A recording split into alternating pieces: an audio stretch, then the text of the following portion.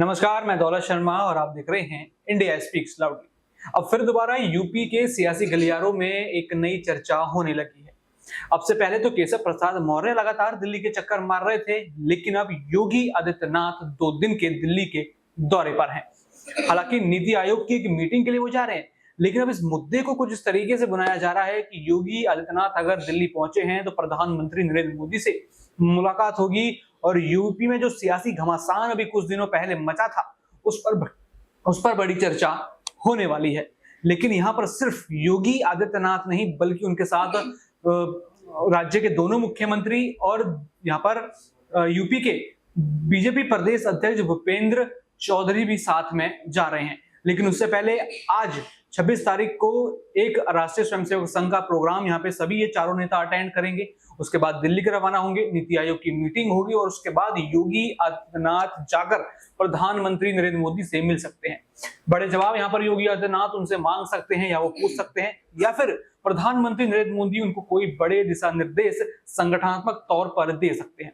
क्योंकि यूपी में बीजेपी का संगठन पूरी तरीके से हिल गया जब रिजल्ट लोकसभा चुनाव 2024 के आ गए और इन रिजल्ट ने पूरी तरीके से खुद यहाँ पर सीएम योगी को भी चौंका दिया। वो तो वादा करके गए थे कि 80 की 80 सीटें आ जाएंगी दिल्ली में। यही एक निजी चैनल के प्रोग्राम में वादा वो करके गए थे कि 80 की 80 सीटें तो यूपी में कंफर्म है, आप बाकी राज्यों की फिक्र कीजिए।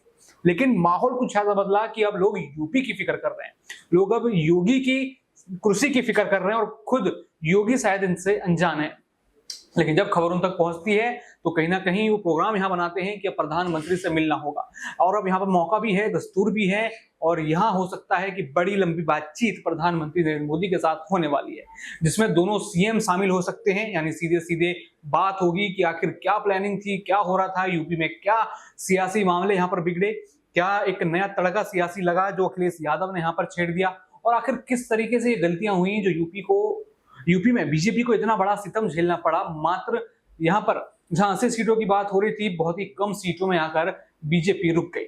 हमारे साथ यहाँ पर इस प्रोग्राम में हमारे साथी आशु हमारे साथ हैं। सबसे पहला सवाल उनसे करेंगे कि आखिर यहाँ पर पक क्या रहा है कि जो यूपी से चलते चलते दिल्ली तक पहुंच गए हैं, हालांकि कुछ और काम से योगी आ रहे हैं, लेकिन कयास ये लगाए जा रहे हैं आए हैं तो प्रधानमंत्री नरेंद्र मोदी से मिलेंगे, साथ में और बीजेपी के 3 बड़े नेता हैं।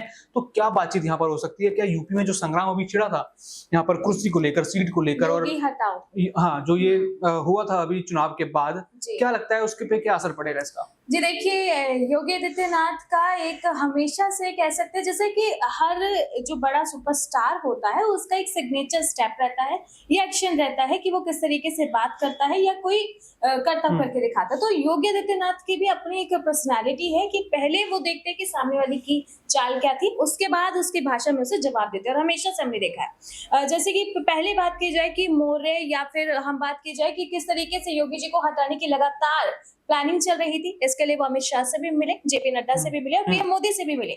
लेकिन उसके बाद बता दें कि यहाँ पर दौलत जिस तरीके से लोकसभा में जिस तरीके से परिणाम सामने आए थे, उसके बाद जो समिति बिठाई गई थी कि वे ये पता करे कि यूपी में आखिर ऐसा क्या खेल हुआ था कि बीजेपी को हार तो नहीं कह सकते लेकिन बहुत सीटें कम थी, जो 80 सीटों का बहुत ज्यादा नुकसान हो गया।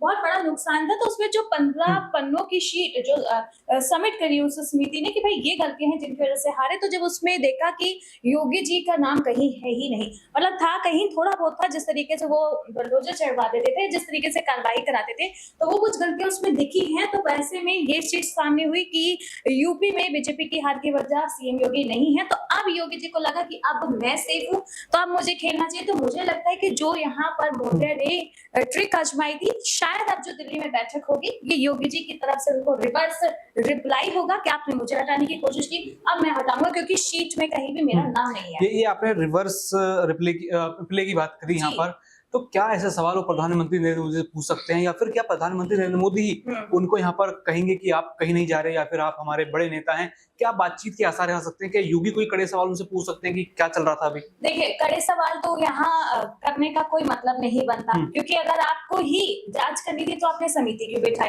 और समिति ने आपको जब 15 पेजों की शीट जो भी फाइल है आपको सौंप दी है, जब उसमें 15 गलतियां बता दी गई है तो उन गलतियों को अगर रीड किया जाए तो 7 से 8 गलतियां यहाँ पर दूसरे लोगों की निकल रही है, जैसे बीजेपी ने आगे छोड़ा था चुनाव प्रचार के लिए। और गलतियां ये आ रही है कि सीएम योगी काम सही कर रहे थे, लेकिन आगे जो उनके अधिकारी हैं, आगे जो लोग उनसे जुड़े हैं कार्यकर्ता, वो किसी घमंड में रहते, तो कहीं ना कहीं ये बात घूम के अब डिप्टी सीएम पर आ रही है। तो मेरा मानना, मुझे ये लग रहा है कि आज की बैठक में कुछ ऐसा हो सकता है कि सीएम योगी ये दिखाएंगे पीएम मोदी को कि देखिए जो चुनावों की आगे की बागडोर थी इन लोगों के हाथ में थी, लेकिन कहीं ना कहीं इनका घमंड जनता को दिख गया, तो शायद हमें विधानसभा संभालने के लिए इन लोगों को हटाना पड़ेगा, ताकि अब इनका घमंड जनता को लगे कि हाँ, हमने घमंडियों की अगर कंप्लेंट की तो कार्यवाही की गई है और बीजेपी ने हटाया भी है। तो मुझे लगता है कि सीएम योगी आज शाम बड़ा खेल कर सकते हैं। देखिए, ये मीटिंग तो कहीं ना कहीं अब 2 दिन के अंदर अंदर हो सकती है, जी, चाहे दिल्ली आज पहुंच जाए तो देर रात संभावना है कि हो सकती है, लेकिन नहीं भी हो सकती है। लेकिन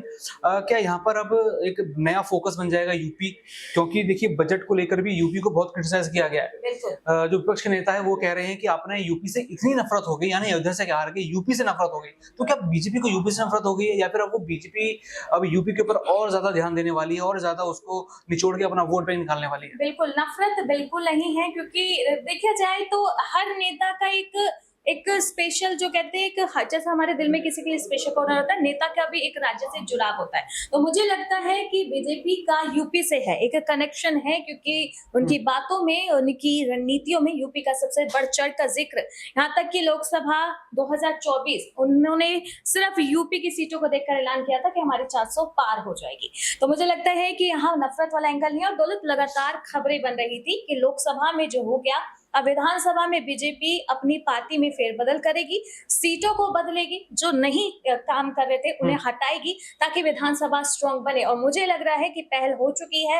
हफ्ते का एंड होने जा रहा है, तो मुझे लग रहा है ये सैटरडे संडे बीजेपी को, जो यूपी में जो कार्यकर्ता थे, बड़ा झटका लग सकता है। तो ये नफरत नहीं, ये विधानसभा को मजबूत करने की तैयारी चल रही है। जी बिल्कुल, यही मीटिंग में आज होने वाला है। यहाँ पर आपने विधानसभा की बात करी, हालांकि विधानसभा चुनाव तो 2027 में यहाँ पर होने, अभी लगभग हम कह सकते हैं पौने 3 साल। जितनी इमेज उनकी खराब हुई है यूपी में, 3 साल बहुत कम है रिकवर करने के लिए। इसलिए मुझे लग रहा है कि अभी से योगी जी ने कहा कि भाई हटाइए ऐसे लोगों को, शुरुआत कीजिए। लेकिन उससे पहले अभी एक बड़ा मामला है उपचुनाव का, 10 सीटों पर उपचुनाव होने हैं। उसकी तैयारी क्या इसमें की जा सकती है? इसमें प्रधानमंत्री नरेंद्र मोदी से बात हो सकती है कि आप उपचुनाव के लिए भी यूपी आइए, या फिर पूरी तरीके से कमान योगी और उनके जो अन्य नेता हैं उन पर सौंप दीजिए, क्या ये बात हो सकती है? जी बिल्कुल, देखिए यहाँ पे दोनों एंगल हो सकते हैं, लेकिन मुझे नहीं लगता कि उपचुनावों के लिए पीएम मोदी वहां तक आएंगे। और अगर नहीं आएंगे तो अगर कार्यकर्ता पर बात अगर गिरती है कि ठीक है, जैसे लोकसभा आपके भरोसे था, थोड़ा उसमें स्टार कैंपेन भी रखा गया, पीएम मोदी अमित शाह पहुंचे यूपी में, लेकिन फिर भी कुछ खास नहीं कर पाए, तो मुझे लगता है कि उपचुनाव अगर अब कार्यकर्ता पे छोड़ा जाएगा तो आज शाम शायद सीएम योगी का बुलडोजर उन कार्यकर्ताओं पर चल जाए। क्योंकि बताया ना कि जिस तरीके से 15 पेज की पूरी फाइल सबमिट हुई है, उसमें 15 गलती है, हर एक पेज पर एक कार्यकर्ता की गलती गिनवाई है। तो मुझे लग रहा है कि आज जो 15 के 15 यहाँ ढेर होने वाले हैं, क्योंकि सीएम योगी पहले ये चाहते थे कि मेरी इमेज क्लियर हो, जब फाइल में उनका जिक्र ही नहीं है कि इनकी कोई गलती नहीं है, फाइल समिति साफ कर रही है कि सीएम योगी का नहीं, आगे के लोग क्या कर रहे हैं ये बात सीएम योगी तक नहीं पहुंच रही थी। तो मुझे लगता है कि आज उपचुनाव और आने वाले 3 साल बाद होने वाले विधानसभा को लेकर बड़ी बात होगी। और जितना यहाँ पर रिकवर करना है यूपी में बीजेपी को, शायद 3 साल कम है, तो सीएम योगी आज से ही एक्शन के मूड में आने वाले हैं। बिल्कुल, यहाँ पर सीएम योगी अब एक्शन के मूड में आ चुके हैं और यहाँ पर प्रधानमंत्री नरेंद्र मोदी से बात हो सकती है, उपचुनाव की बात होगी और आगे अगले 3 साल किस तरीके से चलना है, 2027 में कैसे अपनी सत्ता लगातार तीसरी बार काबिज करनी है, योगी आदित्यनाथ को कैसे, क्या मोहरे चुनने हैं, किन लोगों को आगे रखना है, अब ये बात यहाँ पर होने वाली है। क्योंकि जो थोपा जा रहा था कि योगी ने यूपी हरवा दिया, यानी यूपी कहा जाए कि यूपी हाथ से निकलवा दिया, लेकिन वो अब ये नहीं रहा, यानी अब योगी आदित्यनाथ पूरा गेम पलट चुके हैं। अब देखना होगा कि अब प्रधानमंत्री नरेंद्र मोदी उनसे मिलकर क्या प्रतिक्रिया देते हैं और क्या योगी अपने कार्यकर्ताओं और यूपी में बीजेपी को मैसेज देते हैं। बाकी और भी ऐसी खबरें जानने के लिए देखते रहिए इंडिया स्पीक्स लाउडली। धन्यवाद।